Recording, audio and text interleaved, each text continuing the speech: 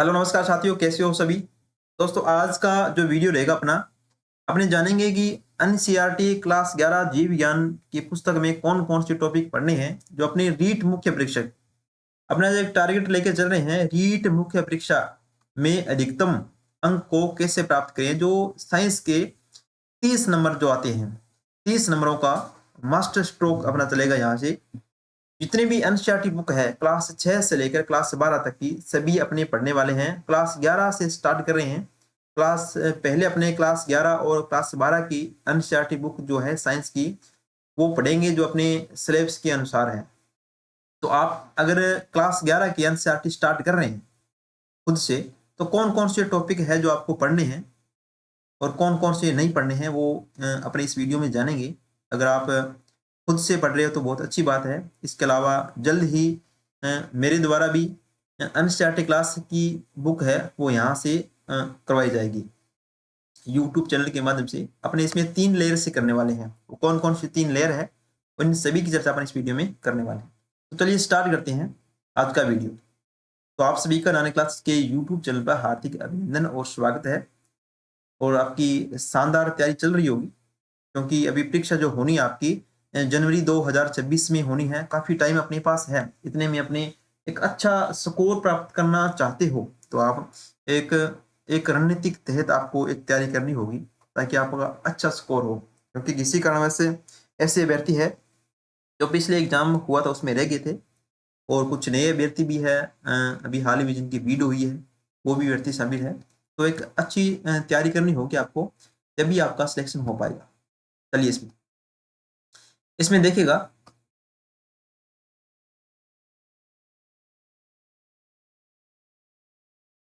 जीव विज्ञान की जो बुक चल रही है अपनी 11th में अभी 2024-25 में, वो आप पढ़ सकते हो।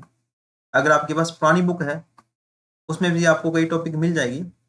चलिए इसमें अगर आप अभी नई बुक चल रही है वो भी आप पढ़ लेते हो तो बहुत अच्छी बात है, क्योंकि इसमें भी काफ़ी टॉपिक दे रखे हैं जो आपके रीट मेंस के हिसाब से आपके जो सिलेबस में है, ठीक है, उसके हिसाब से दे रखे हैं। वो अपने टॉपिक देख लेते हैं कौन कौन से टॉपिक है। उन टॉपिक को आप पढ़ लेना खुद से पढ़ रहे हो तो, या जल्दी आपको क्लास यहाँ से मिलने स्टार्ट हो जाएगी। रोजाना एक क्लास अपनी रहेगी, यहाँ से भी आप पढ़ सकते हो।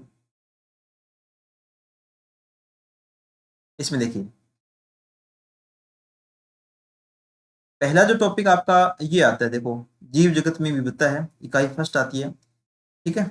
इसमें इसको पढ़ने की आवश्यकता नहीं है आपको, केवल इसमें 2 इकाइयां हैं वो आपको कंप्लीट करनी होगी। कौन कौन सी 2 इकाइयां हैं, ये भी पादप प्राणियों में संरचनात्मक संगठन है, ये भी आपको आवश्यकता नहीं है पढ़ने की।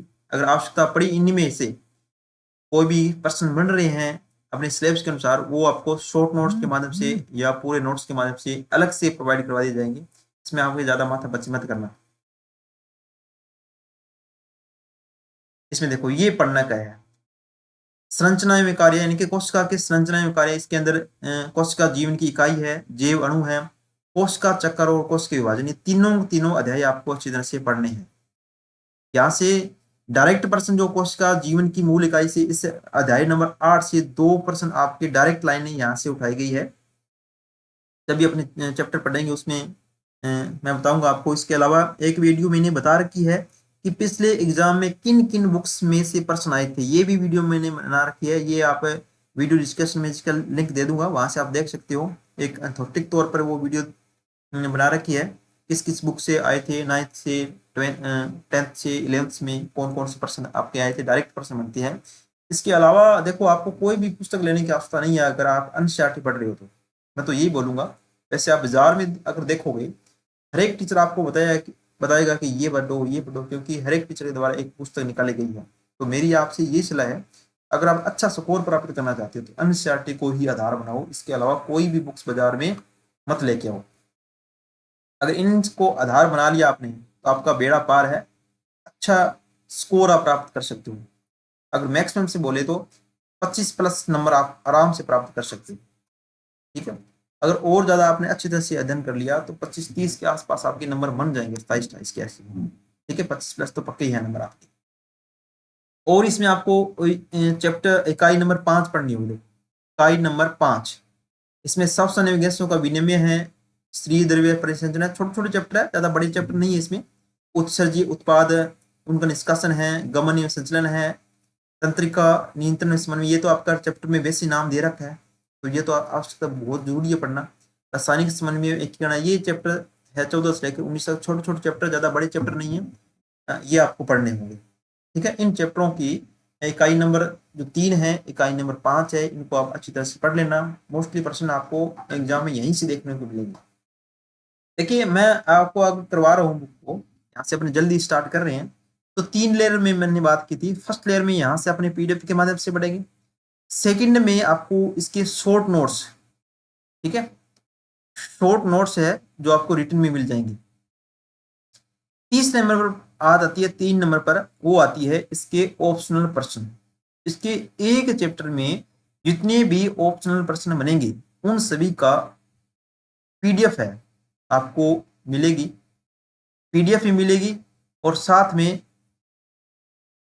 यूट्यूब के माध्यम से भी मैं आपको इन प्रश्नों को करवा दूंगा। मेन प्रश्न जो मोस्टली इंपॉर्टेंट प्रश्न है, वैसे देखा जाए तो अपने कोई भी प्रश्न को मेन नहीं कह सकते हैं, क्योंकि बोर्ड के द्वारा कोई भी प्रश्न उठाया जा सकता है किसी प्रकार का। वैसे अगर आप खुद से पढ़ रहे हो तो मेन लाइनों को पकड़ लेना जो मुख्य रूप से है, क्योंकि जब एक एग्जाम की तैयारी करने वाला स्टूडेंट खुद से पढ़ता है तो उसको धीरे धीरे पता चलना शुरू हो जाता है कि ये प्रश्न बन सकता है या ये नहीं बन सकता। ठीक, इस प्रकार के। और साथ साथ में अगर पढ़ रहे हो तो नोट्स, शॉर्ट नोट्स जरूर बनाना, क्योंकि इन पुस्तकों को बार बार पढ़ना बहुत ज्यादा मुश्किल होता है। इसकी लैंग्वेज भी इन पुस्तकों की काफी हार्ड है वैसे, कई चैप्टर में, कई चैप्टर में तो ठीक है समझ में आ जाती है, कुछ चैप्टर में इसकी लैंग्वेज भी हार्ड दे रखी है। तो शॉर्ट नोट्स अगर बना रही हो तो बहुत अच्छी बात है, खुद से बना लो, या मैं भी आपको जल्दी 11th क्लास से स्टार्ट करूंगा, इकाई नंबर 3 से, और वहां से भी आप शॉर्ट नोट्स साथ साथ में अगर मैं बताता रहूंगा कि ये इंपॉर्टेंट है, ये इंपॉर्टेंट है, तो वहां से आप खुद से भी लिख सकते हो। तो इस प्रकार के अपने 3 लेयर के माध्यम से करेंगे। लगभग 10 महीनों का टाइम अपने पास है, इतने में अपनी बहुत ही शानदार तरीके से कर लेंगे। और इसके बाद अगर आवश्यकता पड़ी, जितने भी चैप्टर अपने स्लैब्स के अनुसार है उनकी एक बुक्स भी निकालने की योजना चल रही है, ऑप्शनल बुक्स रहेगी, ऑप्शनल बुक, ठीक है, ऑप्शनल उनकी बुक रहने वाली है। बहुत ही शानदार तरीके से व्याख्यात्मक रूप से ये बुक आपको जल्दी प्रोवाइड करने की उम्मीद है। तो धन्यवाद दोस्तों, मिलते हैं एक नई वीडियो में, जहाँ से अपने स्टार्ट करेंगे 11वीं 11th क्लास की जीव विज्ञान से। तो वीडियो अच्छा लगा तो वीडियो को लाइक करना।